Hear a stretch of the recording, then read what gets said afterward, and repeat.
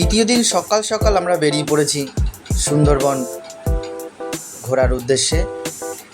দেখুন প্রিয়মের মা ধীরে ধীরে এগিয়ে যাচ্ছে বোটের দিকে এবং আমাদের অন্যান্য সাথীরাও বোটে উঠে গেছে।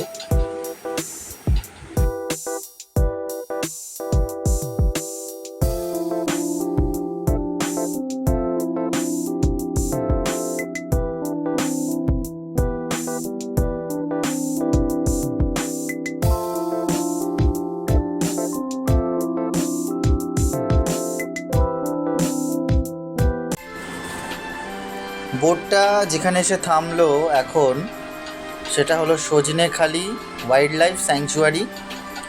এখানে আমরা নামলাম সবাই মিলে। এখন বাজে সকাল 8টা। আমরা ধীরে ধীরে এগিয়ে যাচ্ছি, দেখা যাক ভেতরে কি আছে, চলুন দেখি।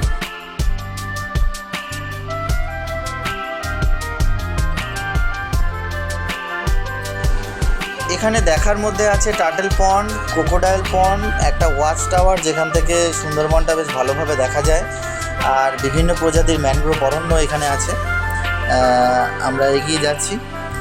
প্রিয়ম খুব কৌতূহলী, মাকে বলছে এদিক ওদিক দেখাতে, এটা কি আছে ওটা কি আছে দেখাতে, খুব মজা করছে ও। আর ওদিকে আমাদের গাইড আছে, গাইড এই পুকুরটার দিকে লক্ষ্য করে আমাদের দেখতে বলছে। পুকুরে এক ধরনের কচ্ছপ আছে বিশেষ প্রজাতি, যার বিজ্ঞানসম্মত নাম হচ্ছে বাটাকুর বাস্কার। এটা প্রায় বিলুপ্ত, এখানে সংরক্ষণ করে রাখা হচ্ছে। এরা যখন ডিম পাড়ে বড় হয় এগুলিকে আবার নদীতে ছেড়ে দেওয়া হয়। এই পুকুরটা হচ্ছে এদের ব্রিডিং প্লেস। এই কচ্ছপগুলি প্রায় 55 থেকে 60 বছর বাঁচে। এগুলি একটু বড় হলেই এদের আবার নদীতে ছেড়ে দেওয়া হয়। জিপিএস লাগিয়ে এদের ছেড়ে দেওয়া হয় যাতে বনকর্মীরা এদের অবস্থান বুঝতে পারে। এরপর আমরা যে জায়গাটায় গেলাম সেটা হচ্ছে ক্রোকোডাইল পন্ড। এখানে ক্রোকোডাইলদের রাখা হয়েছে। এরা একটু বড় হলে এখান থেকেও একই রকম এদের নদীতে ছেড়ে দেওয়া হবে। এবং এই যে গাছগুলি দেখা যাচ্ছে এগুলি এক ধরনের ম্যানগ্রোভ, একে গোল পাতা বলা হয়। এটা দিয়ে প্রত্যন্ত এলাকার মানুষেরা ছাউনি দেয় ঘরের।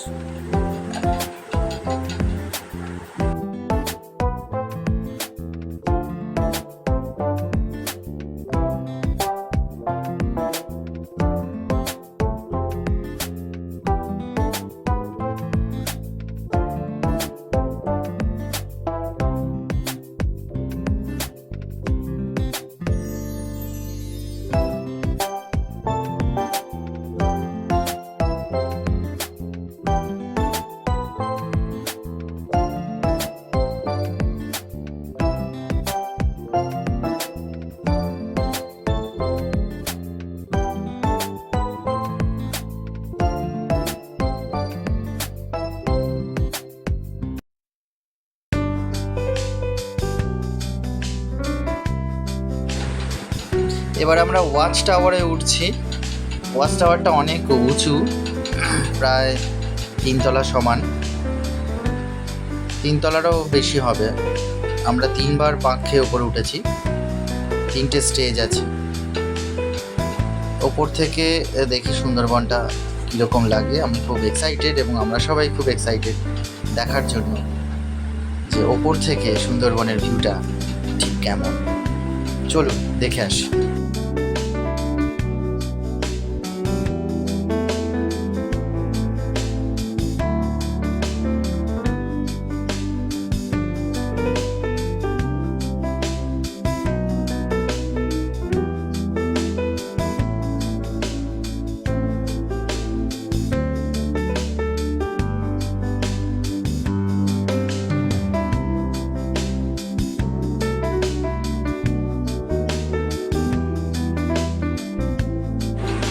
অসাধারণ লাগছে। ওয়াচ টাওয়ার থেকে সুন্দরবন অতি সুন্দর।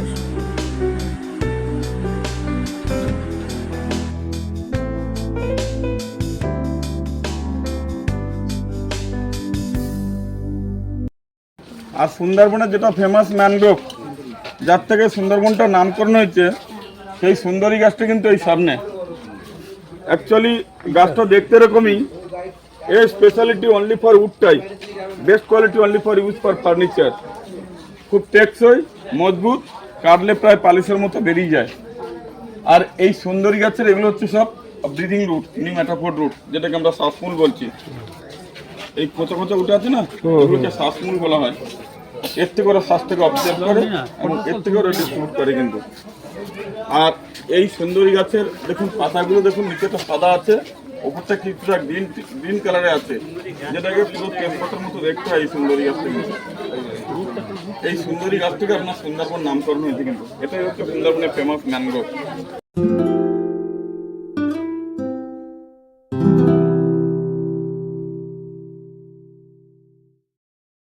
বুঝতে পারবেন আমরা এখন আছি, দেখুন এই প্লেসটাতে এই সজনেখালিতে আছি কিন্তু। আচ্ছা, এই যে প্লেসটা হচ্ছে সজনেখালি, সজনেখালির অপোজিটটা হচ্ছে ভিলেজটার নাম হচ্ছে আপনার পাখিরালা। উপরটা পাখিরালা কিন্তু, যেখানে ছিলাম আমরা। আপনার পাখিরালা ছিলেন? আচ্ছা, এই যে পাখিরালা কিন্তু। আর আমাদের মেন যে আইল্যান্ডটা হচ্ছে গোসব আইল্যান্ড। এটা হচ্ছে আমাদের এখানকার মানে মেন আইল্যান্ড, ছোটখাটো টাউন বলতে পারেন এটা। আর আমাদের লাস্ট কার পার্কিং হচ্ছে গদখালি, কলকাতা টু কমিউনিকেট হচ্ছে গদখালি, আর নিয়ারেস্ট রেল স্টেশন হচ্ছে ক্যানিং। এই প্লেসটা আপনারা পিক আপ করেছেন কোথা থেকে? সোনাখালী। সোনাখালীটা এই যে এই সোনাখালী থেকে হয়ে এখান থেকে এসে গদখালি সাইড দিয়ে বেরিয়েছে বালি আইল্যান্ড হয়ে এখান থেকে এসে এই পাখিরালা ঢুকে গেলেন। আর এই যে পার্টটা দেখছেন, এটা টোটালি হচ্ছে সুন্দরবন টাইগার রিজার্ভের map. Actually total Sundarban area 26,000 square kilometre, এটা ইনক্লুডিং বাংলাদেশ। তার ভিতরে আমাদের ইন্ডিয়ান সুন্দরবন হচ্ছে 9,630 বর্গ কিলোমিটার, ব্যালেন্সড হচ্ছে বাংলাদেশ। অ্যাকচুয়ালি সুন্দরবনের major part of Bangladesh side. তো আমাদের ইন্ডিয়ান সাইড যে 9,630 বর্গ কিলোমিটার এরিয়া আছে, তার ভিতরে যে গাছগুলো আছে না, সবই হচ্ছে ম্যানগ্রোভ ফরেস্ট। সুন্দরবনটা হচ্ছে largest mangrove forest in the world. তো এই ম্যানগ্রোভ ফরেস্ট এরিয়া হচ্ছে 4,264 বর্গ কিলোমিটার। এইটাকে আপনার দুটো পার্টে ভাগ করা হয়। নাম্বার 1 হচ্ছে সুন্দরবন টাইগার রিজার্ভ এরিয়া, আর নাম্বার 2 হচ্ছে ডিভিশনাল ফরেস্ট। তো আমরা আজকে সাইট সিনে যা ঘুরবো অনলি ফর টাইগার রিজার্ভ এরিয়ার ভিতর দিয়ে। এই যে গ্রিন পার্টটা দেখছেন না, এটা টোটালি হচ্ছে টাইগার রিজার্ভ এরিয়া। এর আয়তন হচ্ছে 2585 বর্গ কিলোমিটার। এই 2585 বর্গ কিলোমিটার এরিয়াটাকে আবার আপনার 3টে পার্টে ভাগ করা হয়। নাম্বার 1 হচ্ছে স্যাংচুয়ারি এরিয়া, নাম্বার 2 হচ্ছে কোর এরিয়া, আর নাম্বার 3 হচ্ছে বাফার এরিয়া। তো today only for sightseeing এই স্যাংচুয়ারি এরিয়ার ভিতর দিয়ে আমরা আজকে ঘুরবো, এইটাই অনলি এইটাই। এর আয়তন হচ্ছে 362 বর্গ কিলোমিটার, অনলি ফর টুরিস্ট অ্যালাউটেড। কোনো ফিশারম্যান বলুন, হানি কালেক্টর বলুন, ট্যাপ কালেক্টিং বলুন, কাউকে পারমিশন দেওয়া হয় না, অনলি ফর টুরিস্ট। এর আয়তন হচ্ছে 362 বর্গ কিলোমিটার, যেগুলো আপনাদের আইটিনারিতে আছে। এই যে সজনেখালি আমরা নামলাম, নেক্সট ওয়াস্টার হচ্ছে সুদর্ণখালী, তারপরে দৌবাঁকি আর পঞ্চমুখানি 5 রিভার একটা সঙ্গম পয়েন্ট, যেটাকে আমরা মোহনা বলছি। এখানে গেলে আপনি বে অফ বেঙ্গলের ভিউটা দেখতে পাবেন। এই পঞ্চমখানি মেন নদী হচ্ছে বিদ্যা রিভার, বিদ্যা জয়েন্ট হবে মাতলা রিভারে, মাতলা গিয়ে পড়বে বে অফ বেঙ্গলে। এর আয়তন 362 বর্গ কিলোমিটার। আর এই যে পয়েন্টটা দেখছেন, এটা টোটালি হচ্ছে কোর এরিয়া। কোর এরিয়াটা হচ্ছে টোটালি প্রোটেক্টেড এরিয়া। এখানে কোনো টুরিস্ট বলুন, ফিশারম্যান বলুন, হানি কালেক্টর বলুন, কাউকে পারমিশন দেওয়া হয় না, only for forest department duty. তার কারণটা হচ্ছে অ্যানিমালসদের রেস্টিং এবং ব্রিডিং প্লেস। এটা হচ্ছে টোটালি কিপ সাইলেন্ট জোন। এর আয়তন হচ্ছে 1330 বর্গ kilometre area, nobody allowed here. আর এই যে পার্টটা দেখছেন, এটা হচ্ছে buffer zone. Buffer mean tourist, fisherman আর honey collector, everybody allowed here. এই বাফার জোনের এরিয়া হচ্ছে 893 বর্গ kilometre. Total buffer sanctuary core মিলে 2585 বর্গ কিলোমিটার টাইগার রিজার্ভ এরিয়া। এই সাইডটা হচ্ছে বাংলাদেশ সুন্দরবন, এটাই হচ্ছে বর্ডার। এই রিভারটার নাম হচ্ছে রায়মঙ্গল নদী।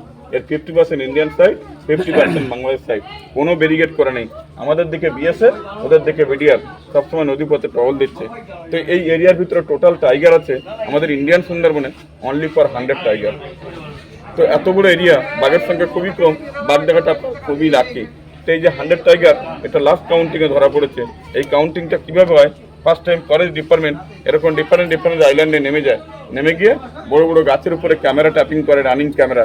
অনেক সময় গ্রাউন্ড লেভেলে ওরা গোট দিয়ে দেয়, ছাগল দিয়ে দেয়। ওই ছাগলটাকে যখন হান্টিং করতে আসে না, ক্যামেরায় ছবিটা উঠে যায়। ওই ছবিগুলো নিয়ে সব কম্পিউটারে ফেলে স্ক্রিনটাকে ডিফারেন্স করে কাউন্টিংটা ডিক্লেয়ার দেবে।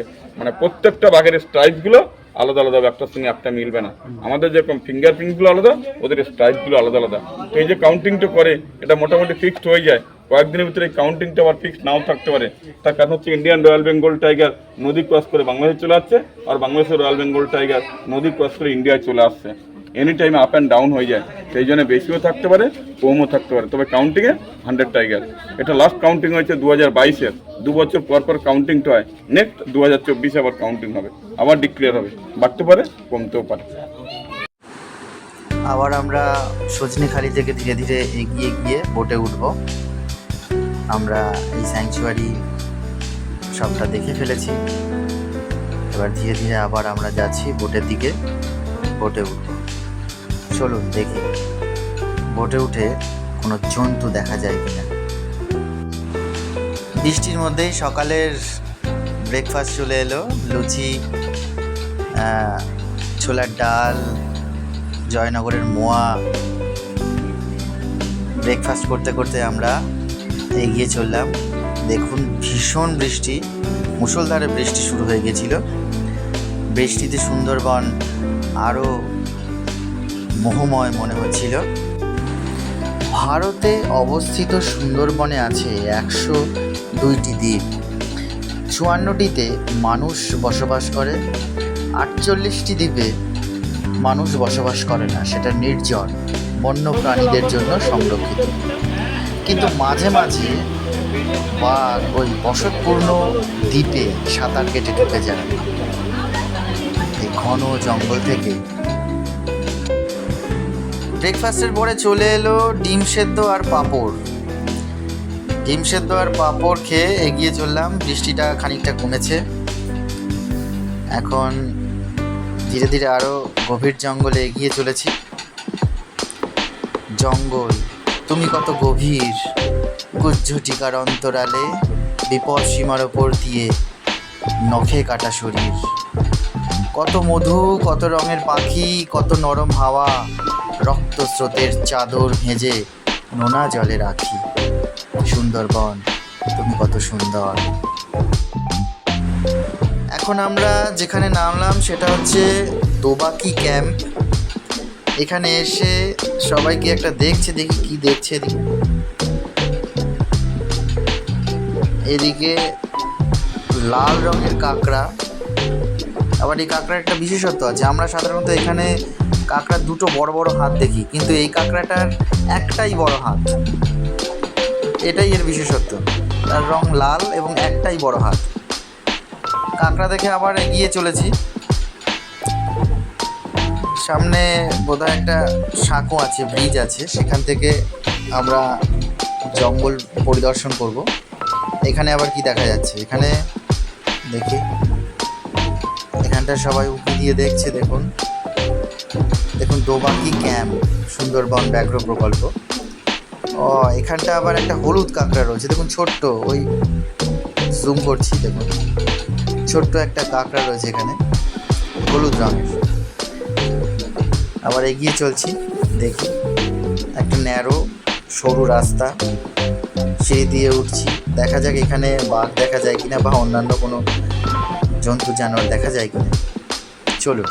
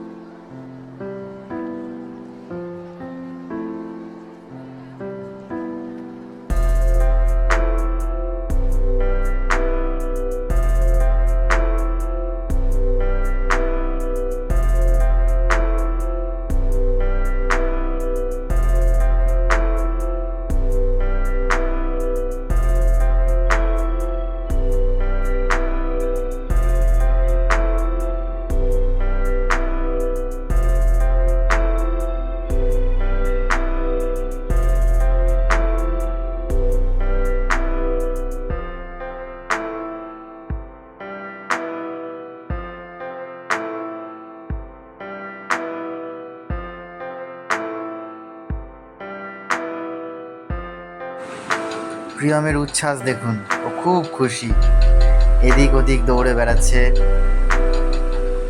ওকে আর আটকানো যাচ্ছে না। দারুণ উপভোগ করছে ও।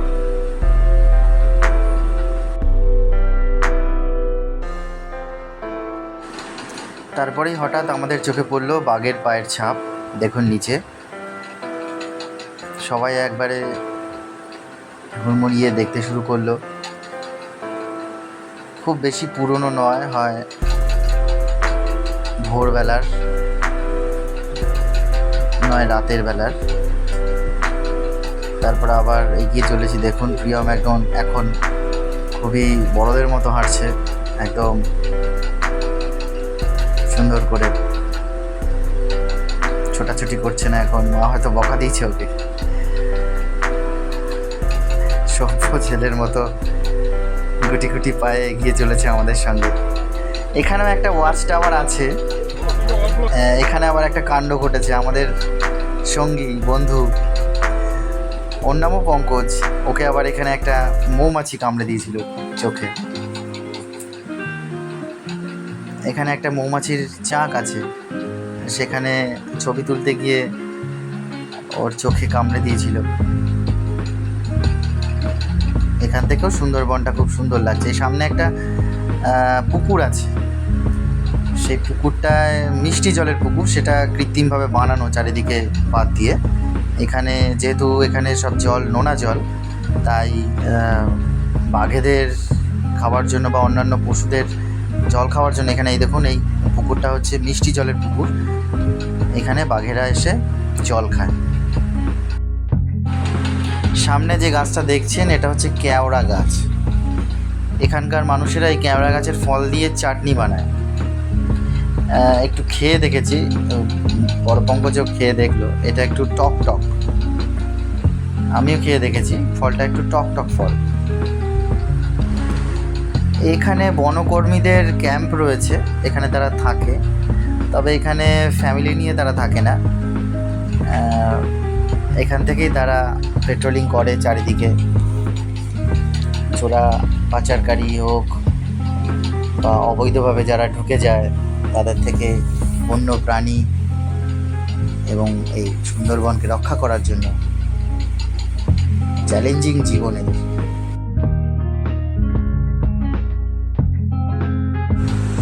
আবার বোটে উঠে গেলাম।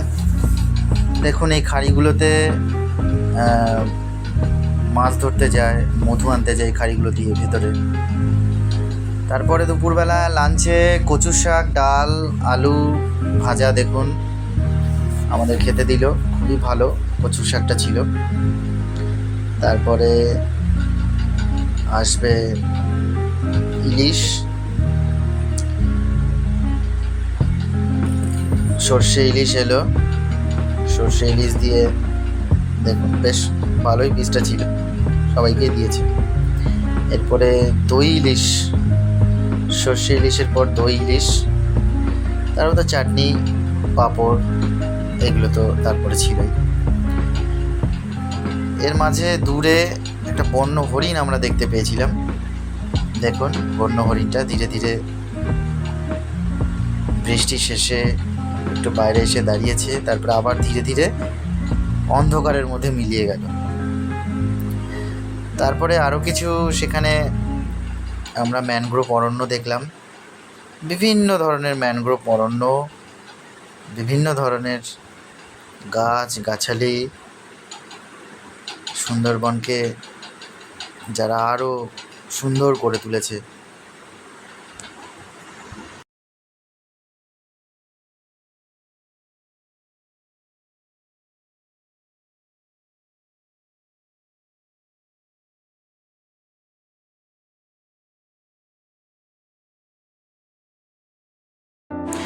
তুমি শান্ত, নগর সভ্যতার কোলাহল নেই, নেই দূষণ, নেই অবসাদ, শুধু স্নিগ্ধ বাতাস, শ্যামলিমায় পরিপূর্ণ আমার প্রাণের সুন্দরবন।